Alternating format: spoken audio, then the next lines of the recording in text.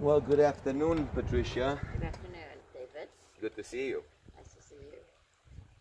Here we are in another story today with Patricia Farris in beautiful, should we call this Inyokern or Ridgecrest? Actually, this is above Inyokern. It's at the Indian Spring. So we're in a small village, you would call it? Or? This is just it's out in the outskirts of the community of Inyokern, but this area is called the Indian Spring because we have the Indian Spring here on the property. Right. Well, we're continuing today, Tuesday, April 17th, 2018, tax deadline day. That's what I heard on. Yes, that's what I heard on the radio.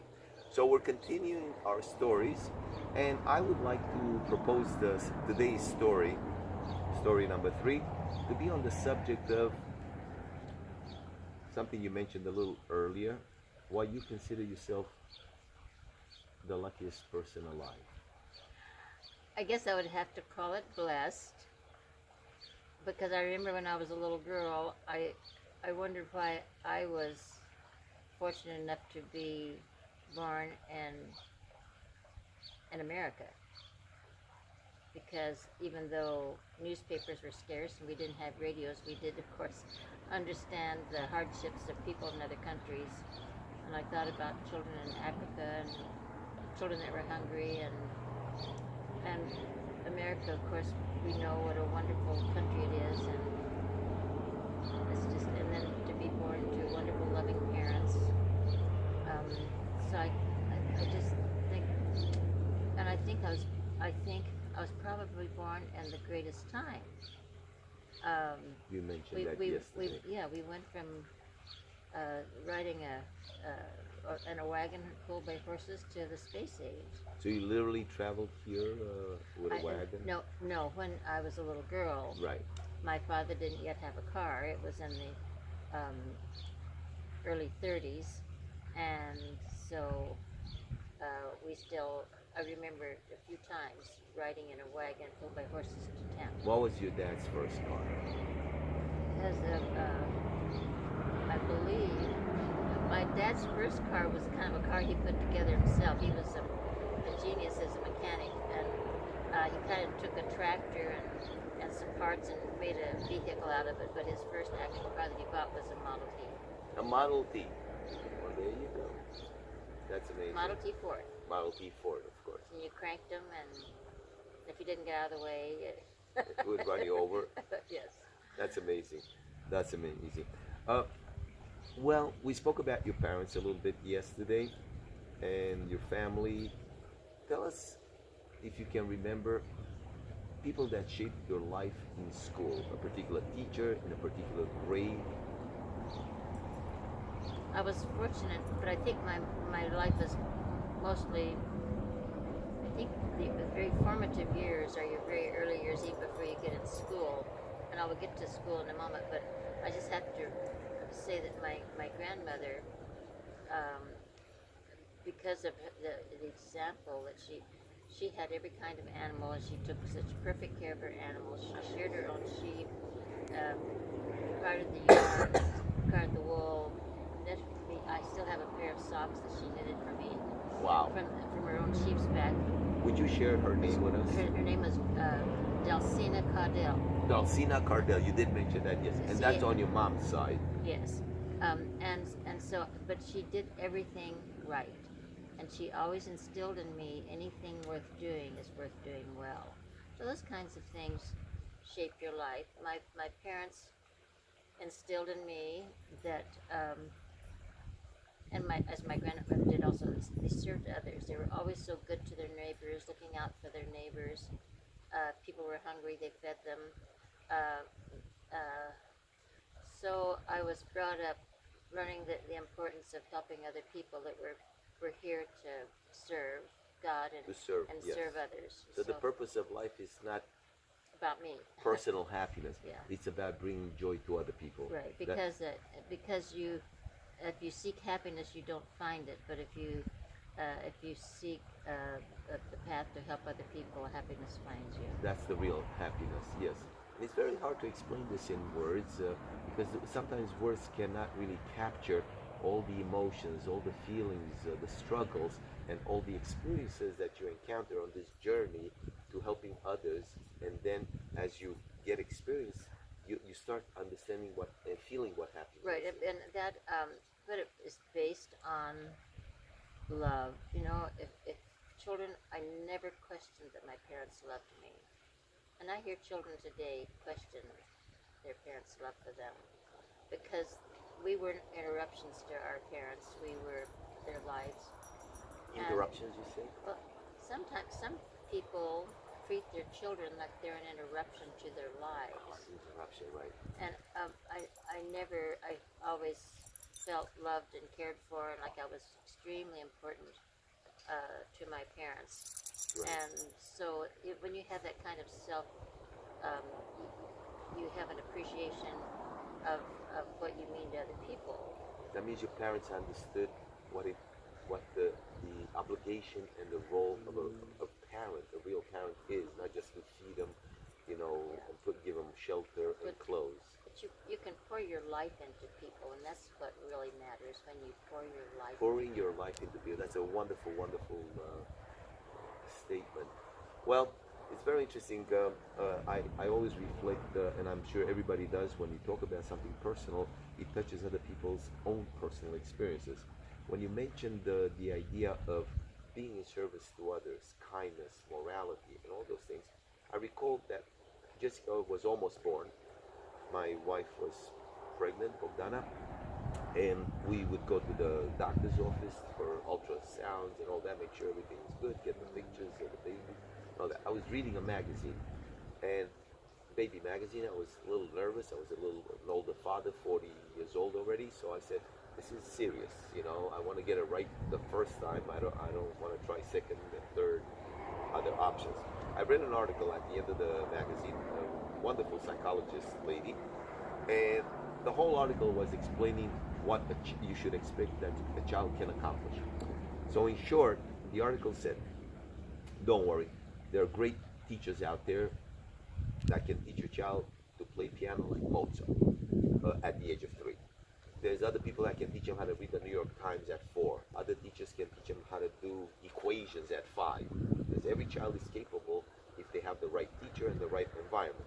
But the most important thing for you as a parent, dear reader, is to teach your child to be kind.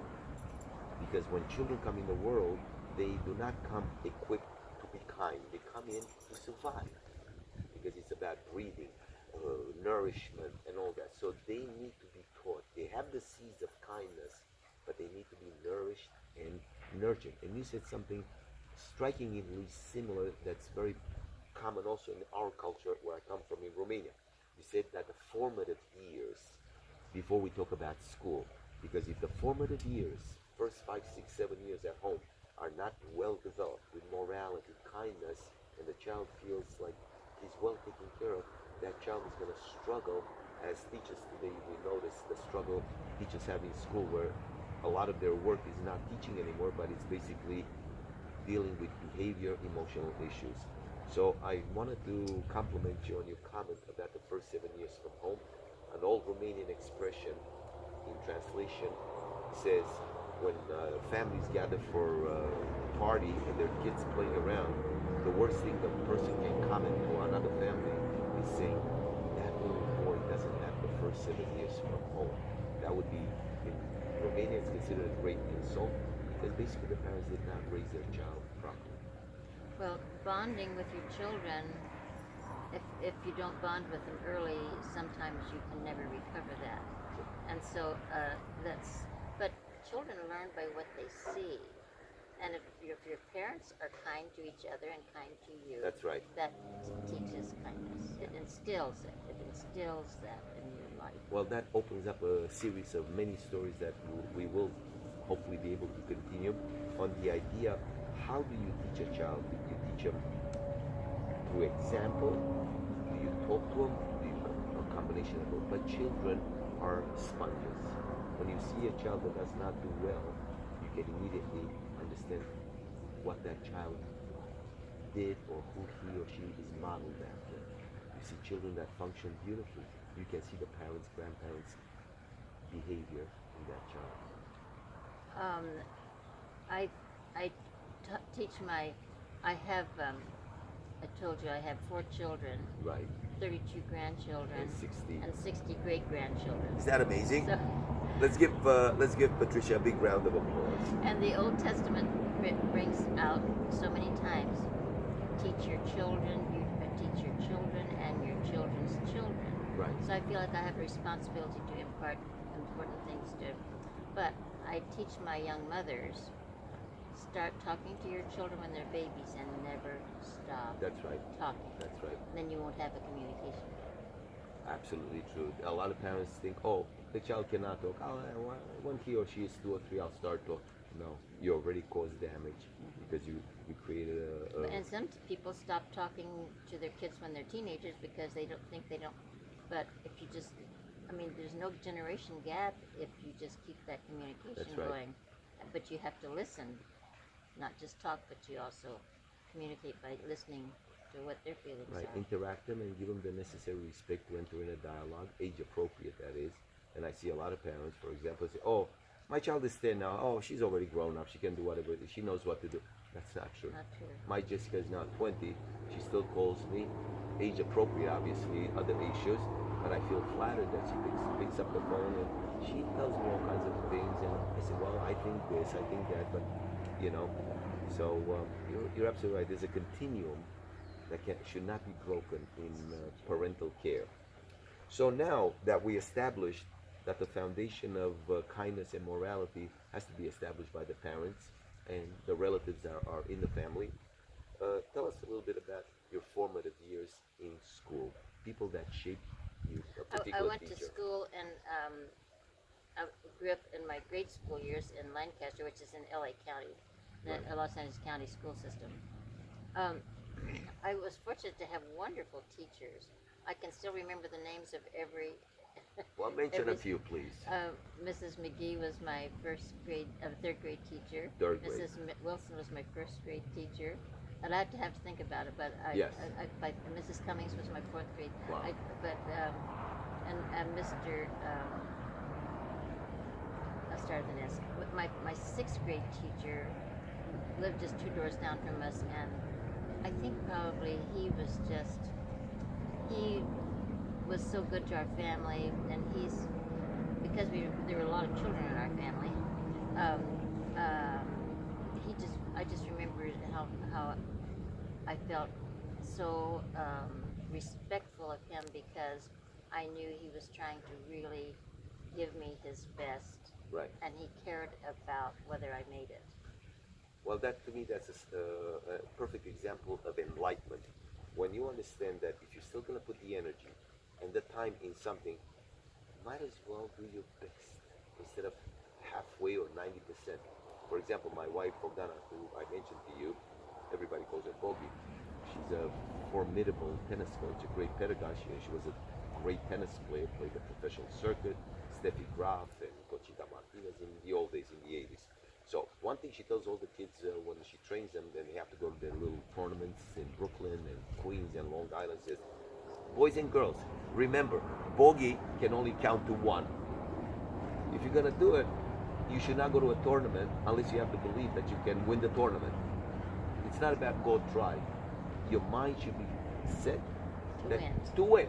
What happens depends on who the opponents are and if you're having a good day. But if you don't believe you can win the whole tournament, that means you're not prepared. You have to believe in yourself. And that's how she talks to her students. And all of them, they become either great tennis players, but whatever they did to succeed in their lives, in college, these elements of mental toughness helps them. And they come back at the age of 25, 30, many years later. She's been doing this for a while. Say, thank you, Bogi. I was 12 years old, and you told me something that helped me later on. So we seem to agree on a lot of things. And there's an old anecdote. A mathematician told me this. Obviously, it's a mathematical equation, and life is not a simple math. He said, what happens when 2 equations agree with each other? The answer is simple. 1 is not necessary because they match each other. Well, in life, which is impossible, it's a hypothetical. If two people would always agree, two spouses would agree 100% impossible, one becomes unnecessary. So there is a necessity of a little bit of contrast. Absolutely, right. Both sides. Exactly. Would it be boring if the two spouses always agreed on everything? And that would not be a good Right. relationship. And I was thinking about something that my parents taught me that I think was helpful. They taught me to, we were taught as children to respect our elders. And I remember how much respect I had for my teachers. And if children aren't taught to respect others, they don't receive from them what they should receive. That's right. And so that's something important I think that we need to teach our children is to respect. Absolutely. That your comes the elders. first 7 years from home. That's the job of the parent every day as he or she, the mother or the father feeds the child the bread, the milk and all that, to give them the bread and the milk for their soul with the words, well chosen examples and modeling. Like you said, if the parents do not do what they tell the child is going to be a little confused. Say, why are my parents doing this but they're telling me to do that? Yeah. Kids are very smart. They are. From the first day they're very smart. Anyway, so I think that's a very good beginning of a story. We're going to continue this story so we don't make them too long, and we can continue with story number 4. And you can tell us a little more about your formative years, people again that shaped your life in high school, college, and other people that left an indelible mark in your life. I'm thinking about, and when we were, I say I grew up in Lancaster, and we went to a church in Lancaster that What was the name of it? it was called the First Baptist Church, I think it was of Lancaster, and it was a rather small church, but living near LA where the missionaries would come from the foreign fields to LA, would often have missionary speakers. I think that had a great influence on my life. I just thought that was people who would sacrifice their lives to go to other countries and with a message there, because of that kind of commitment of service was very inspirational to me. And I thought as I was growing up, I thought that's what where I was going to go was to be sent to some mission field. Well, you started your mission field right here in Ridgecrest. When I ended up marrying a minister, our mission field wasn't on a far off land. It was here. But the people you touch are the same people, whether they're in Africa, China, or here in the U.S. Just like teaching music, somebody asked me once, do you think you can bring Juilliard level education to children all the way in the desert, in the Mojave Desert? And I know that was a little bit of a facetious question, and I smiled, and I guess that was a prompt for me to explain that, of course, every child is a child. It doesn't matter where. They can learn anything, whether they can learn Chinese, English, music, if they're exposed at the right time with the right teacher. I'm kind of thinking, David, about, as I look back, I thought I wanted to prove myself to God, so I wanted to do something that was a hard thing. Right, why And I easy? thought Right. being a missionary would be a hard thing. Right. So, but that's not how it works. So perhaps, your destiny is already, that's already written out. Then all you're doing, you're discovering it. You find the path, yeah. You find the path. So being the wife of a minister, of a preacher, perhaps is as challenging, if not more, than being a missionary in your own. But you are a missionary in your own right, because you spread love, the word of God, to people around you. So maybe you didn't have to travel physically in faraway places. But let's continue this with our next story. And we're going to stop right here. Thank you very much, Patricia. I'm with Thank you, Patricia David. Farris. Thank you. In beautiful, beautiful Kern County, Southern California. Inyo Kern, right on the outskirts, called Indian Valley. The valley is Indian Wells Valley. Indian Wells and Valley. this is Indian Spring. Indian Spring. Water's very good. I invite everybody to come here to drink a little water and to speak about environmental awareness. Mrs. Farris, Patricia, has a well that goes very deep. It's an artesian spring. Artesian spring, that means it springs out, and over 8,000 gallons a day just is not wasted. Right, because we direct it, but otherwise it would just pour out into the Right, ground. and she redirected it so it benefits the local population and people can benefit from the wonderful. Another act of kindness. So thank you, Patricia. We're gonna stop right here. Today is April 17th, getting closer to your birthday, 2018, in Ridgecrest, in your Kern, California. Thank you, Patricia. I'm gonna stop the camera for 1 second. Let's see how we got. Maybe we'll get a little coffee.